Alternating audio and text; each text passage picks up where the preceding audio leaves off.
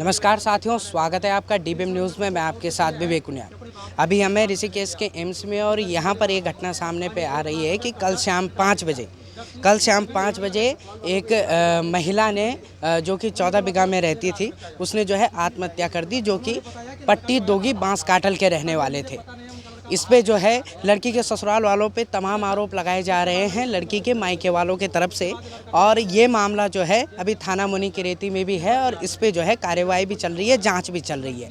अभी यहाँ पर लड़की का पोस्टमार्टम चल रहा है। इस विषय में बात करेंगे कि वो क्या क्या आरोप है जो कि लड़की के माँ बाप जो है लड़की के ससुराल वालों पे लगा रहे हैं। उन आरोपों को जानेंगे और देखते ये हैं कि ये आरोप कितने सिद्ध हो पाते हैं इस घटना को लेकर के। यहाँ पर उस महिला के जीजा जी हमारे साथ जुड़ चुके हैं। इनसे बात करेंगे कि वो क्या घटना थी और किस प्रकार से उस लड़की को प्रताड़ित किया जाता है। क्या नाम है आपका? मेरा नाम असार सिंह चौहान है जी। और मैं मठैली ग्राम सभा का रहने वाला हूँ। असार सिंह चौहान, ग्राम मठैली, पट्टी दोगी, पोस्ट मंजाड़ी, जिला टिहरी, गढ़वाल का रहने वाला हूँ। जी, क्या घटनाक्रम है, किस प्रकार से प्रताड़ित किया जाता है, क्या आरोप है आपके? आरोप ऐसे हैं सर कि जैसे उसके मेरे साले के जो हस्बैंड थे वो बीमार हो गए थे। पहले तो वो मलेशिया गए थे। जो ये महिला है उसके हस्बैंड बीमार थे। हाँ। जिसने आत्महत्या करी है।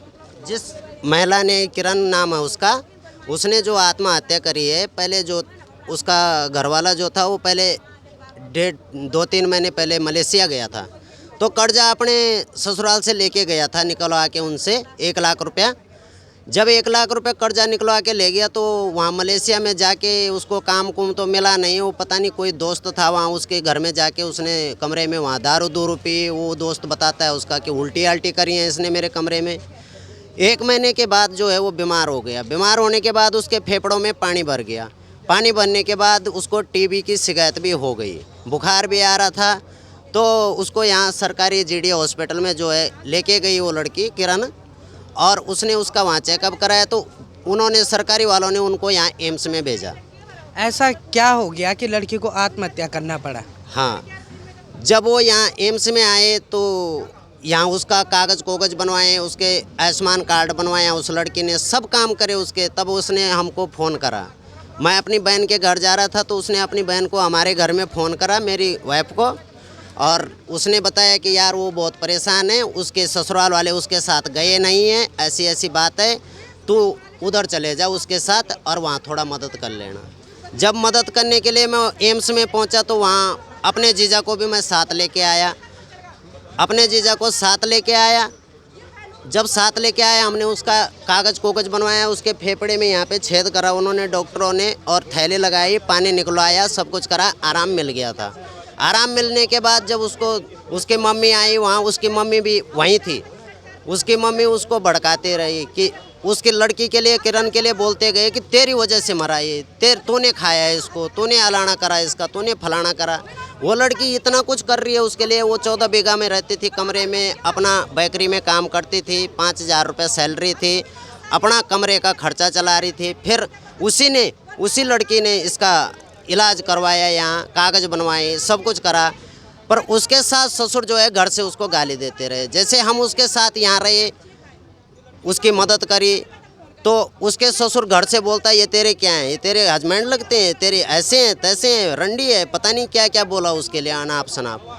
फिर वहाँ कमरे में, उसके कमरे में दूसरा कमरा था, वहाँ एक आदमी रहता था। घर जाते टाइम इन्होंने वहाँ मालिक को भी बताया, वो मालकिन को बताया कि ये इस लड़की के उसके साथ अवैध संबंध है। अवैध संबंध जैसे उसने सुना, वो लड़की सच्ची थी, गरीब हैं उसके मायके वाले, और उन्होंने बोला कि यार तुझे वहीं खाना है, वहीं रहना है, हमारे पास इतनी धन दौलत तो है नहीं कि जो हम ये करें वो करें, बेइज्जती नहीं करानी है, तुझे वहीं रहना है। अब उसके ससुराल वालों को भी मौका मिल गया कि वो भी बोल रहे हैं ऐसे ही, तो उन्होंने उसको हॉट टॉर्चर करना शुरू कर दिया। कभी उसके लिए कुछ बोले, कभी कुछ बोले। जब उसने सोचा कि मेरी कोई सुन नहीं रहा है, अगर मैं मायके जाऊंगी तो वो बोलेंगे तू वहीं चले जा, अब बेइज्जती नहीं करानी है। मायके जाऊंगी तो वो गाली दे रहे हैं। जब वो गाली दे रहे हैं तो मैं क्या करूंगी? जो ससुराल पक्ष वाले गाली दे रहे थे उसको, पता नहीं अनाप शनाप बोल रहे थे। और उसके जो हस्बैंड है उसको अगर मैं समझ वाली बात बताऊंगा तो मेरी तरफ उस टाइम हाँ हाँ कहता कि यार तू सही कह रहा है। और उसकी मम्मी और जब उसके साथ बात करते थे तो उनके साथ ढल जाता था। अपनी अकल उसको थी नहीं, अपनी अकल उसको है ही नहीं। जो ही उसको सही कहेगा उसी के साथ वो ढल जाता था। उसने उस लड़की को बोला तेरे बाप की क्या औकात है, क्या कर लेगा वो, अलाना फलाना, अनाप शनाप बोला उसके लिए, अनाप शनाप बोला उसके लिए।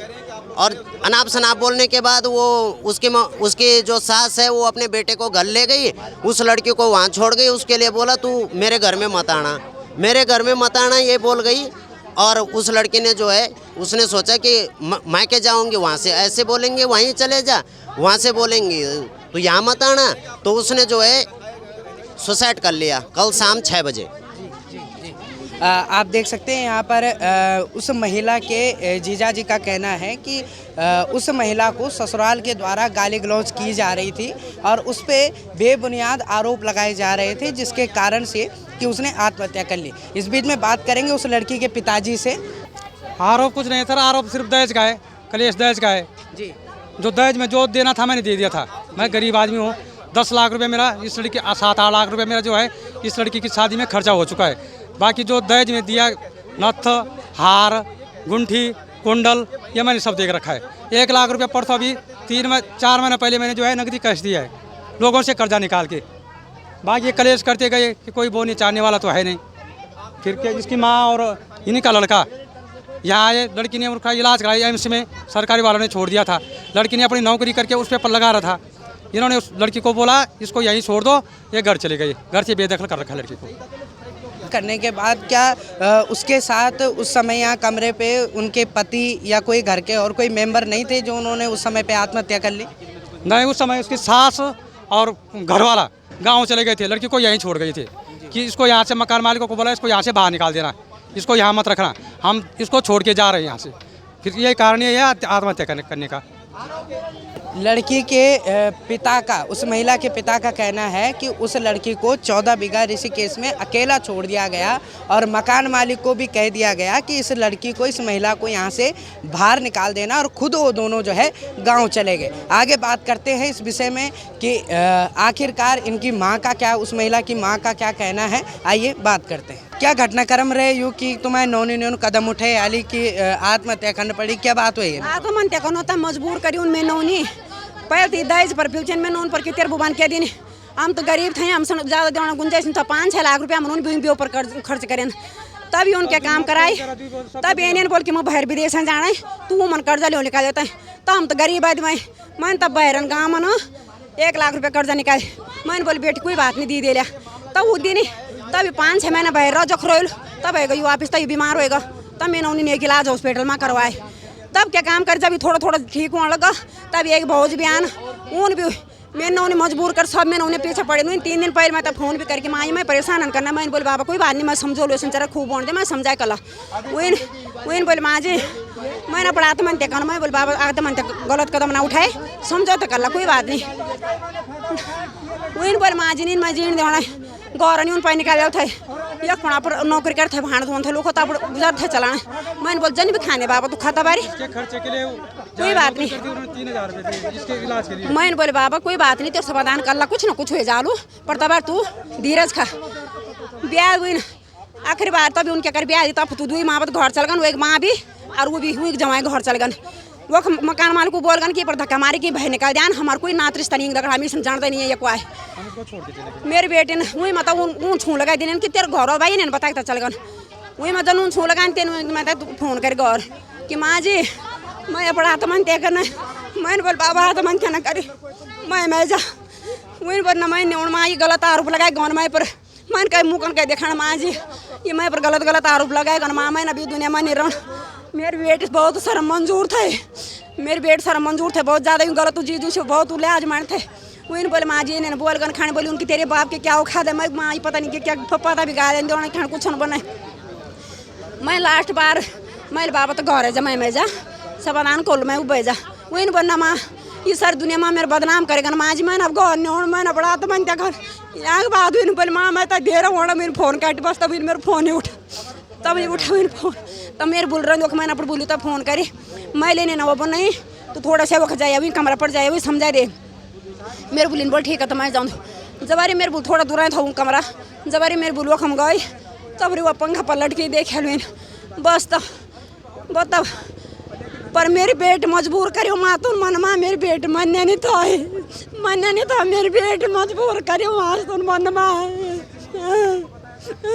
जी आप देख सकते हैं कि किस प्रकार से भावुक हैं उस लड़की के घर वाले और ये पूरा जांच का विषय है। ये तो जांच के बाद ही पता लगेगा कि कौन आरोपी है कौन नहीं है, लेकिन वर्तमान समय में स्थिति देखें तो बहुत ही गंभीर है।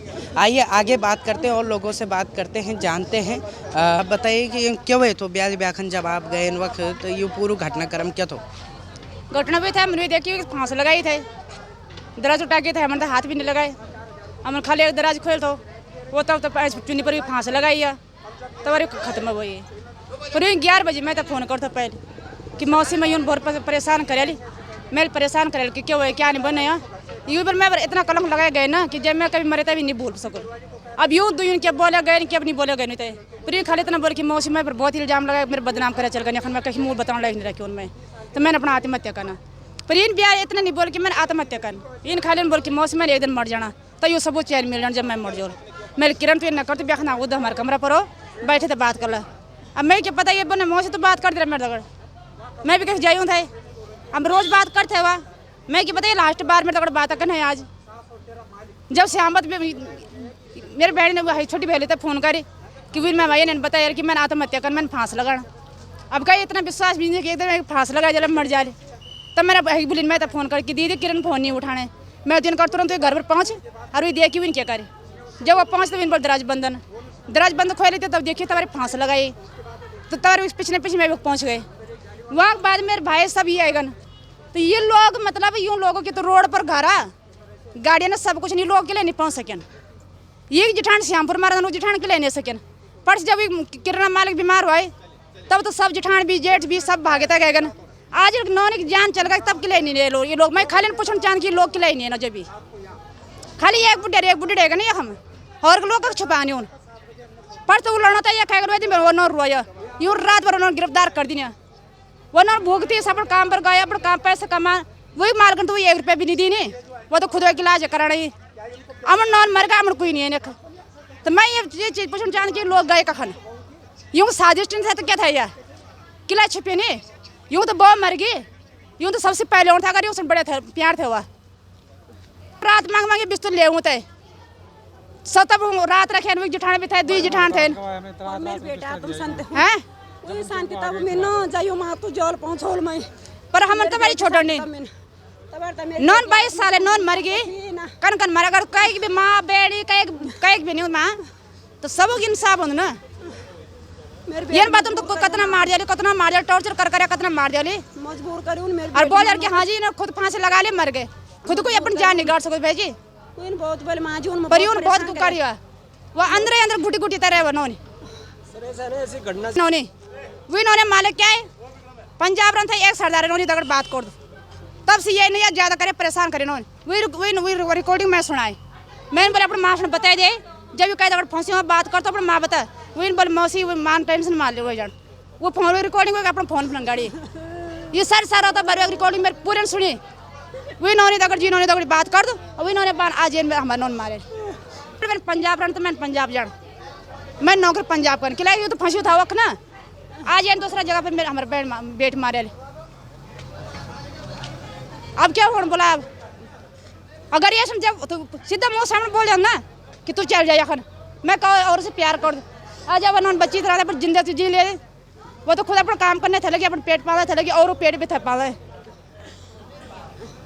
तो अब क्या भड़कने अब तुम लोग इंसाफ दिलाए कि ना कल का दिन ना हो किसी की बहन के साथ किसी की बेटे के साथ ऐसे घटना हो तो मैं जुड़ा करके जब तक कि लाश तब उठाना जब तक कि हमें इंसाफ नहीं मिलता तब तक वही लाश नहीं उठाना वही चैन नहीं मिलता तब तक की कोशिश करेंगे उस लड़की के ससुर से क्या अभी कोई बात नहीं है इंक्वायरी होगी तब बात होगी क्यों नहीं बताना चाह रहे आप मैं कुछ नहीं बताना चाहता क्यों नहीं बता उसके बाद सारी बात बता दूंगा आपको जो मैंने बताना था वो आपको बता दिया आप पे जो ये आरोप लग रहे हैं वो आप जैसे मर्जी समझ लो, मैं इस टाइम कोई जवाब नहीं दे सकता। समझ गए, मैं बहुत बड़ी समस्या में हूँ। आप देख सकते हैं यहाँ पर उस लड़की के जो ससुर थे वो यहाँ पर कुछ भी बोलने को तैयार नहीं है, कुछ भी बताने को तैयार नहीं है। अब इस बीच में ये क्या षड्यंत्र है, क्या नीति है, ये तो जांच के बाद पता चलेगा। इसी के साथ इस न्यूज़ में बस इतना ही। देखते रहिए DBM न्यूज़।